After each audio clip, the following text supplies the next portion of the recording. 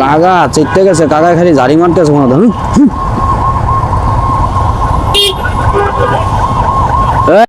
এত এগ্রেসিভ কে? চেতেন কে? কি হয়েছে? ঠিক আছে, এভাবে তো চাপ দিবেন, যদি লাগে যেতে পায় বেচারার। মানুষ মারবেন, অ্যাম্বুলেন্স চালান, মানুষ মারবেন আপনি? সব এটা তো রেকর্ড হয়েছে, কি করছেন দেখছি, আপনি যে চাপটা দিচ্ছেন দেখছি, কিন্তু এখন আবার সরি কন। অ্যাম্বুলেন্স চালাচ্ছে কিন্তু উনি যেভাবে চাপটা দিল বাইকটারে, গালাগালি করতেছে এবং বাইকটারে চাপ দিয়ে ফেলছে, জাস্ট লিটারালি বাইকটারে চাপ দিয়ে ফেলছে, ফেলাই দিবে ধাক্কা দিয়ে, এরকম একটা ভাব করছে। অ্যাম্বুলেন্স রোগী আছে, মানে সুযোগের অভাবে সবাই সৎ। যেই দেখছে ক্যামেরা, এই ওনার ব্যবহার ভদ্র হয়ে গেছে। আল্লাহু আকবার, আল্লাহু আকবার।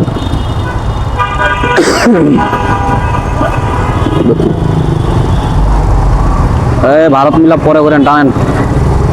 এইসব লোকজন অ্যাম্বুলেন্স চালায়, এদের হাতে আবার রোগী সেফ থাকে কীভাবে আমি বুঝি না। আমরা যারা বাইক চালাই, আমরা আসলে অনেকটা ক্রিটিক্যাল ওয়েতে বাইক হ্যান্ডেল করতে হয়। তো এই যে ঘটনাটা দেখলেন অ্যাম্বুলেন্স আর বাইকারের, তো অ্যাম্বুলেন্সের সামনে ফাঁকা জায়গাটা বাইকটা নিচ্ছিল, হালকা করে নিয়ে নিচ্ছিল। তো যেহেতু সে যাবে না বামে, তাহলে আমি সোজা নিয়ে নিই, এরকম কিছু একটা ইনসিডেন্ট হয়েছে। কিন্তু অ্যাম্বুলেন্সওয়ালা যেভাবে তাকে চাপটা দিতে চাইলো ইচ্ছাকৃতভাবে, এবং তার যে এগ্রেসিভনেস ছিল তার চেহারায়, আমি তো দেখছি তার এগ্রেসিভনেস, মানে সে দাঁতে কিরমির করে চাপ দিতেছে, ওনাকে মেরে ফেলবে পারলে চাপ দিল, এরকম একটা। এইরকম হিংস্র মানুষদের ভিতর দিয়ে আমাদের বাইক চালাইতে হয় বাংলাদেশের রাস্তায়। এরকম হিংস্র মানুষ আমাদের ডানে বামে অ্যাভেলেবেল থাকে, তাদের মনে করেন হ্যান্ডেল করে আমাদের চালাইতে হয়। তো যে লোকটা চাপ দিচ্ছে কিন্তু কিছুই জানা না, কিছুই বুঝে নাই যে কি দিয়ে কি হইলো।